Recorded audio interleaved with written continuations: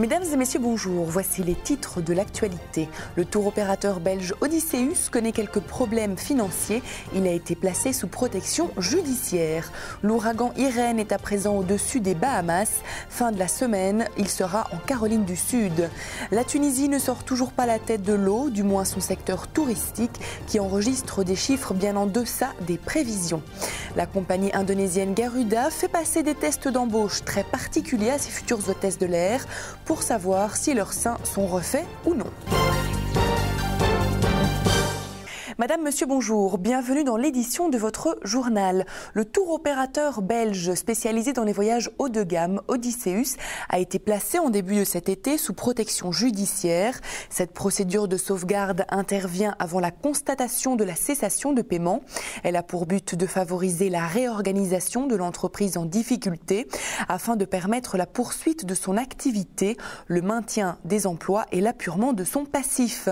Présent depuis 40 ans en Belgique, Odysseus avait lancé en 2005 une filiale en France. Pour le moment, celle-ci ne semble pas être inquiétée. Mais un nouvel état de la situation devrait être fait à la rentrée, à la fin du mois de septembre, afin de voir ce qu'il y a lieu de faire.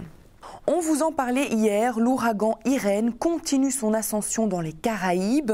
Ce jeudi, ce sont entre autres les Bahamas qui ont été traversés par le typhon de catégorie 3 sur l'échelle de Saffir-Simpson.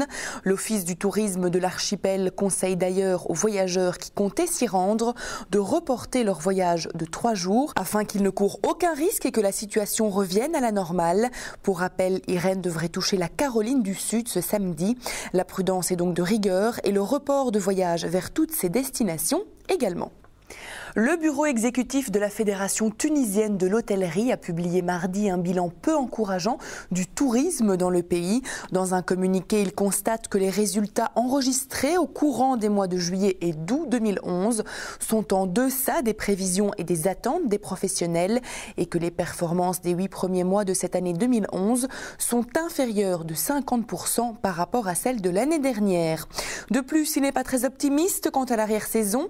Il a l'impression que les tours opérateurs et autres professionnels du tourisme se désintéressent de la destination eu égard à la situation sécuritaire, sociale et économique qui prévaut en Tunisie et à l'image encore peu rassurante qu'elle a auprès des touristes européens et maghrébins. Il explique cela par la demande de certains tours opérateurs de faire des promotions drastiques sur certains établissements hôteliers, où certains autres encore n'ont même pas programmé de vol charter vers la Tunisie. De plus, la fédération pointe du doigt le ministre tunisien qui n'aide pas, selon elle, au redressement du tourisme dans le pays, notamment par sa décision de ne pas ouvrir le ciel aux compagnies low cost, et ce, alors qu'il avait été décidé précédemment de le faire cette année. Enfin, le bureau exécutif souligne l'absence de texte d'application qui permettrait l'entrée en vigueur des mesures de soutien au secteur touristique décidées par le gouvernement tunisien le 22 avril dernier. Des états généraux du tourisme tunisien devraient avoir lieu à Tunis le 15 septembre prochain. La compagnie indonésienne Garuda défraie la chronique en ce moment en Asie pour ses tests d'embauche. En effet, basés en Corée du Sud, ces entretiens étaient destinés à trouver 18 nouvelles hôtesses pour la compagnie. Outre les questions habituelles, les filles ont dû enlever leur haut pour que les dirigeants de la compagnie leur palpent les seins. Le but de ces pratiques serait de savoir si les seins sont refaits ou non, car les prothèses sont prohibées par la compagnie, car selon les dires de la direction de Garuda, elles peuvent poser un problème de sécurité en cas de chute brutale de la pression en vol.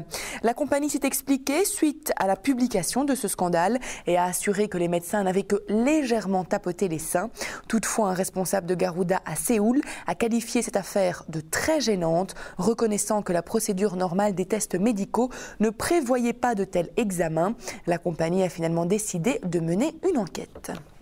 Alors que les poursuites contre Dominique Strauss-Kahn ont été abandonnées ce mardi à Manhattan, l'avenir de Nafissatou Diallo, la femme de chambre qui avait accusé DSK d'agression sexuelle, est incertain. En effet, employée depuis 3 ans au Sofitel de New York, celle-ci avait dans un premier temps été décrite comme employée modèle. Mais le groupe hôtelier français Accor, qui détient cet hôtel, pourrait décider de ne pas poursuivre son contrat avec Madame Diallo.